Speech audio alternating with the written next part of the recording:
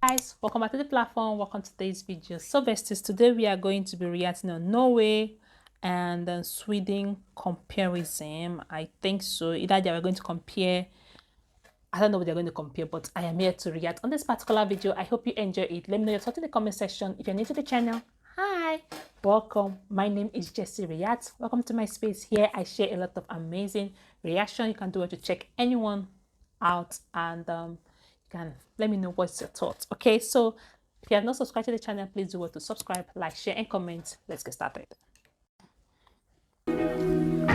Norway and Sweden, or officially, the Kingdom of Norway and the Kingdom of Sweden, two magnificent bordering countries in Northern Europe. Both are Nordic countries. Heck, both are in Scandinavia. Wait, what's the difference between Nordic and Scandinavian? Well, these parts of the world are all considered Nordic, while just these countries are considered part of Scandinavia. Although you could also just say, quote, Scandinavia is made up of the countries located on the Scandinavian peninsula. Well, would you look at that? Norway and Sweden make up the vast majority of the Scandinavian peninsula. Huh? Anyway, yes, both Sweden and Norway have a long shared history with strong cultural linguistic ties. Both are separated by a 1,630 kilometer border that meets up in the north, believe it or not, with Finland's border at a point called the three-country cairn. No, not Karen.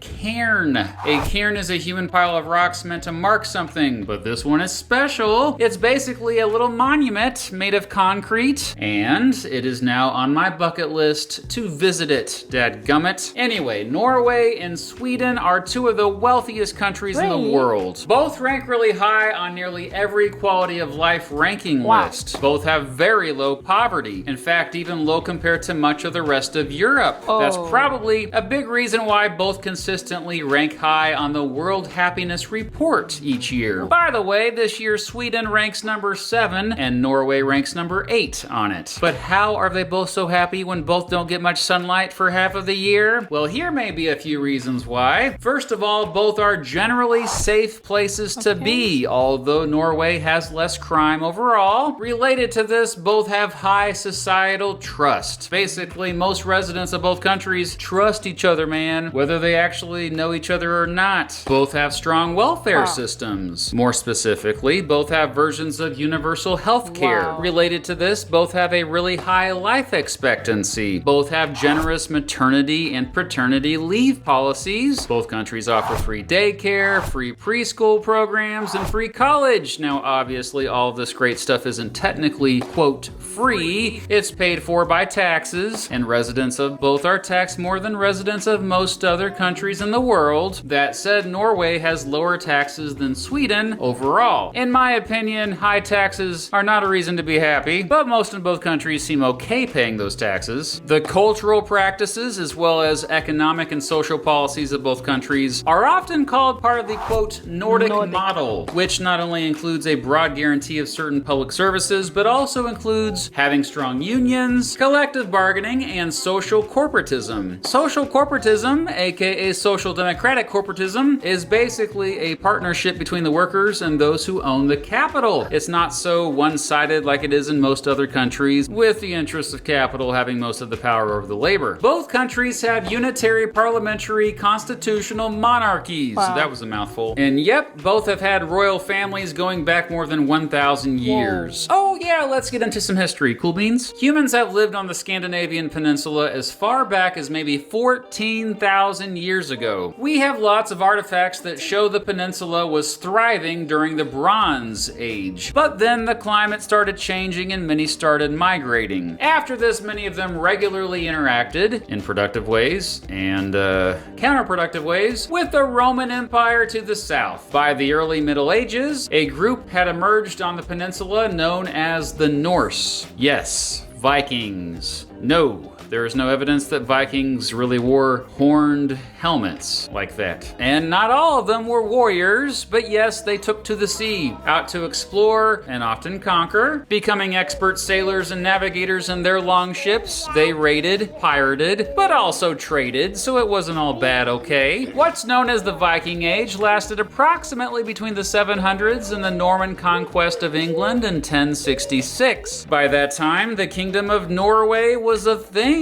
No one knows for sure when the Kingdom of Sweden was actually born. Beginning in the 1100s, the population of Scandinavia began to dramatically increase. This lasted until, you guessed it, the Black Death, which killed at least a third of the population. Wow. Also a problem during this time were Christians coming up trying to convert the Norse into Christianity, but the Norse were generally not too keen on giving up their own religious traditions. A bunch of those unique Stav churches were built during this time. Most of the few that remain today are in Norway. In 1397, Sweden and Norway. Guys, this is quite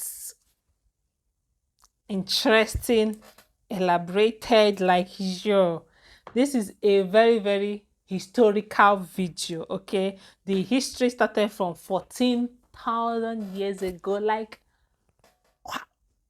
wow. Just finding out now that Norway and Sweden is the richest country in the whole wide world. Am I right? Is this video right?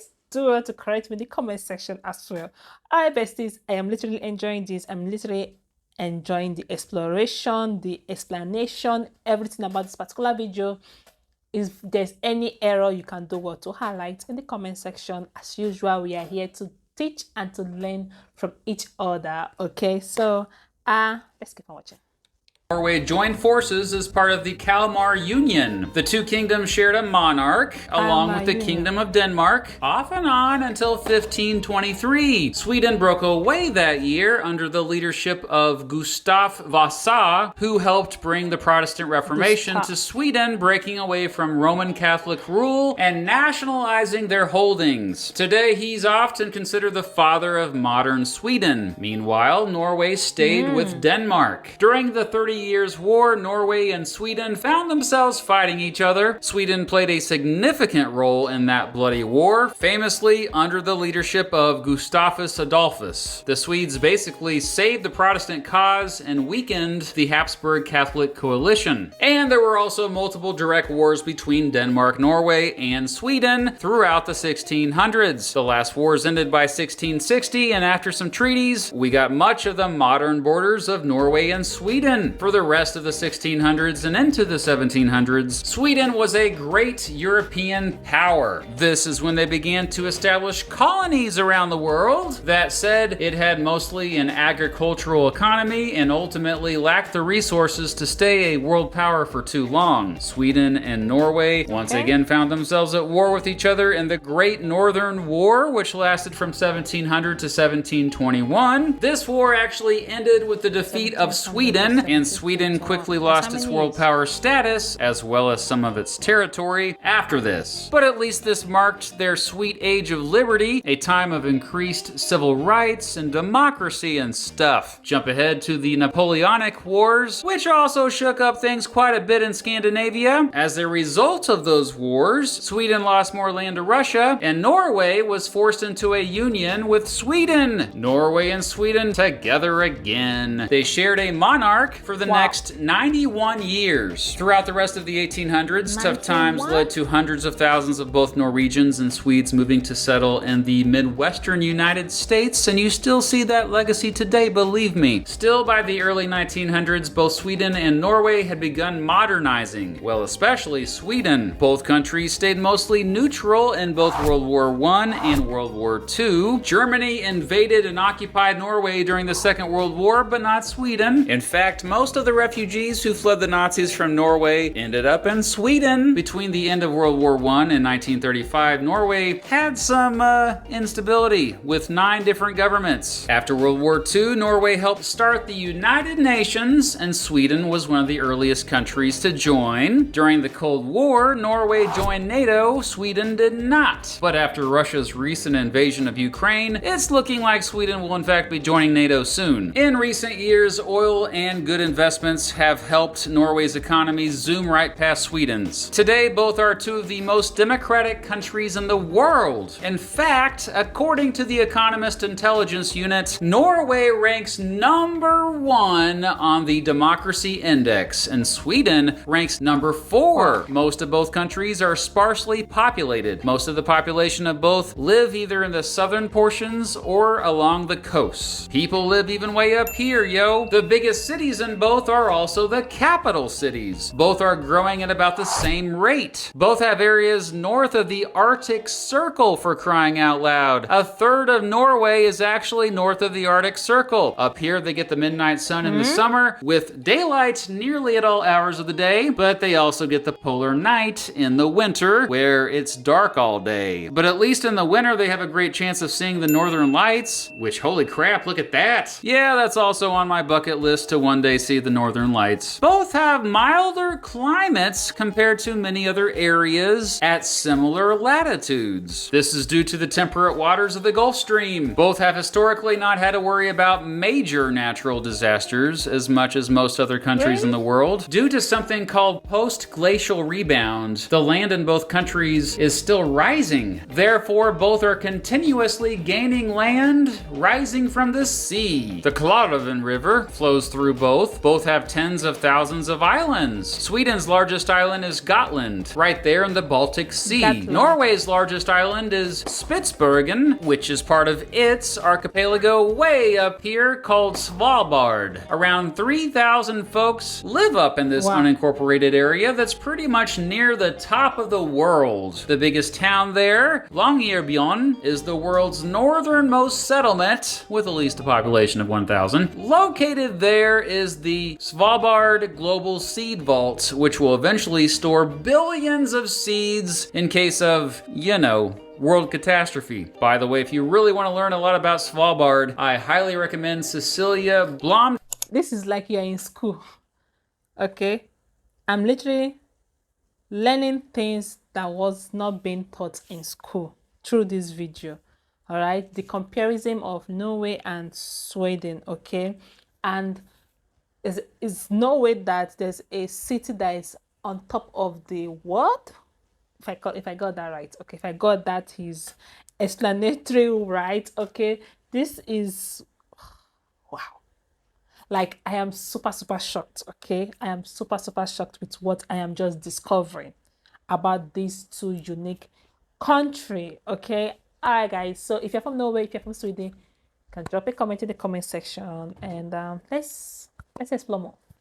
Da's YouTube channel. She does a phenomenal job highlighting this amazing place. Anyway, both Norway and Sweden have freedom to roam laws, which means you can camp wherever you want without asking permission as long as it's not private property. Both are increasingly becoming more ethnically and religiously diverse in recent years. 1 out of 3 residents in Sweden have at least one parent born in a foreign country. The biggest religion in both is Christianity. That said, a sizable portion of the population have no religion at all. In fact, both are highly secular countries overall. That said, Sweden is the only Nordic country without a state church. Both countries spend a higher percentage of their GDP on education than most of the rest of the world. Both invest a lot in renewable energy. In fact, almost all energy in Norway comes from renewable energy sources, with hydropower making up the bulk of it. In the northern parts of both countries, is the Sapmi region, traditionally settled by the Sami people, but now has a more diverse group living there. Sami culture is actually quite a well-known export out of both countries. Residents of both tend to be taller on average than people in most other countries in the world. Both have what's known as the Nordic model approach to prostitution, in which it's illegal to buy sex, but not to sell the use of one's own body for such services. The minimum age to drink alcohol in both is 18, but not just any type of alcohol, so it's complicated, and a lot of bars and nightclubs in Sweden won't let you in until you're at least 20. Both are big rivals when it comes to cross-country skiing, apparently, but it's probably no surprise to you that winter sports tend to be pretty big in both countries. Ice hockey, skiing, biathlon, yeah, the one that combines cross-country skiing and rifle shooting. Norway has won more medals in the Winter Olympics than any other country in the world. But in 7th place on the medals list is, yeah, good old Sweden. That all said, football, or soccer as us dumb Americans call it, is probably the most popular sport in both countries. And don't forget floorball, baby. Both are known for their Scandinavian folklore. You know, stuff like trolls and elves, which apparently aren't real, I just found out. Both are also known for their heavy metal bands, specifically in Norway, the influential black metal scene, and in Sweden, death metal, baby. Oh yeah, both are even in the same time zone. Dang, that was a lot of similarities.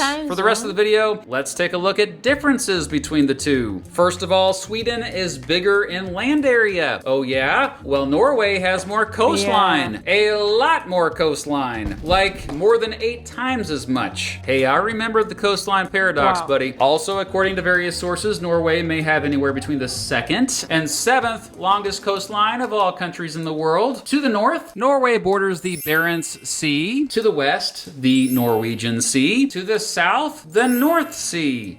Wait, that sounds weird. But yeah, I just confirmed it. It's true. Sweden, meanwhile, borders the aforementioned Baltic Sea to the east. Oh, and there's the Gulf of Bothnia. Much of it is covered with sea ice in the winter. Sweden has around twice as many people. It also has a higher population density. Sweden also has bigger cities. It has 2 metropolitan areas with more than 1 million people, Stockholm and Gothenburg. Meanwhile, Norway has just one, Oslo. Now, this may surprise you a bit, but Swedes make up the biggest ethnic group in Sweden, and Norwegians make up the biggest ethnic group in Norway. This also might surprise you. The most common language in Sweden is Swedish, and the most common language in Norway is Norwegian. Yeah, the 2 languages are similar. Norway goes further north. In fact, it's Europe's most northern country, and it goes further east than Finland. Norway has overseas territories. Some of these are on the other side of the world. Sweden has a slightly milder climate overall. That said, both have an oceanic climate in their southern portions, and continental and subarctic climates throughout most of the rest of their countries. And yes, both have some tundra where there's higher altitudes. Norway has more mountains. While the Scandinavian mountains run through both countries, most of the range runs through Norway, and this is where you get the... Norway will have more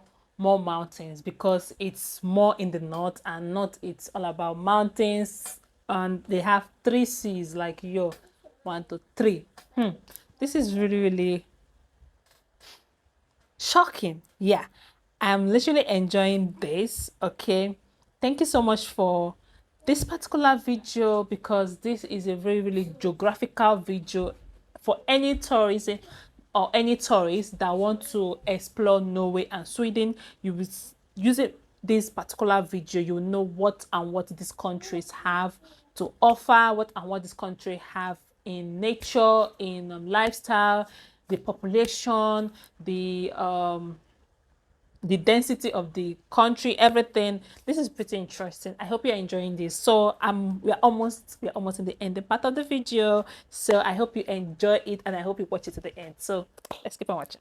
highest and more dramatic peaks. Much of Sweden is actually just gently rolling lowlands. Sweden has a lower cost of living. Yep, it's generally cheaper to live there, but that makes sense as Norway Really? has both a higher GDP per capita Wow. and higher average household income. Major industries in Norway include petroleum, natural gas, shipping, and fishing. Major industries in Sweden include machinery, motor vehicles, telecommunications, and pharmaceuticals. Norway is well known for its beautiful fjords, which are long, narrow, and deep trenches between high cliffs filled with water. Most were formed by ancient glaciers. Wow. Dang, look at that. Nice. beautiful.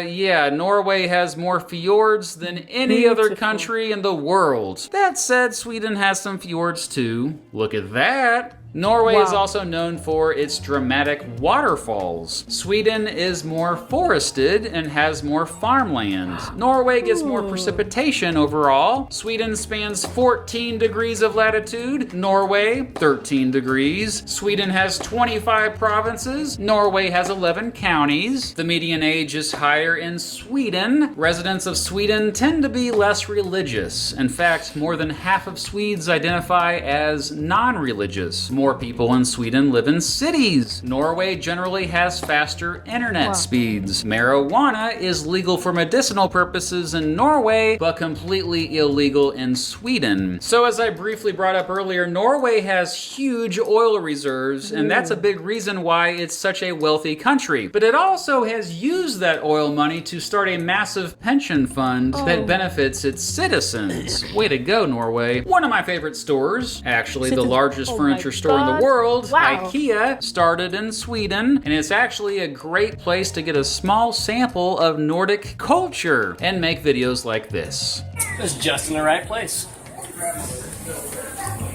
While nearly all residents of both countries celebrate Christmas, in Sweden, many apparently have a tradition of watching Donald Duck cartoons on Christmas Eve. Norway has the highest numbers of electric cars per person in the world. In fact, 9 in 10 cars currently sold in Norway are either electric or hybrid. And don't get mad, bro, but in my humble opinion, better music comes out of Sweden. Before I do make any more of you mad, I better wrap this motion picture up. In conclusion, it's obvious that Norway and Sweden are two of the most beautiful and prosperous countries on the planet. They've also both greatly influenced the rest of the world. That said, maybe not enough? Perhaps the rest of us would benefit more if we paid more attention to them and learned from their success. I guess that's a big reason why I made this video. This was mind-blowing, okay? This was mind-blowing. I'm really shocked, okay? I'm really impressed. I'm really pleased to have the opportunity to watch this video from Mr. Beast, yes, from his YouTube channel. I'm going to drop the link in my description box. You can do what to check it out. And I literally enjoyed the comparison between Norway and Sweden, okay? Like your Norway, my most highlight in this video was when he said they use the money from the oil to give to the people. Like, that's pretty interesting. That is pretty awesome, because you are giving back to your people, and that make your economy to grow more. Yeah, I actually enjoyed this. Let me know your thoughts in the comment section, and I'll see you all in my next one. Bye.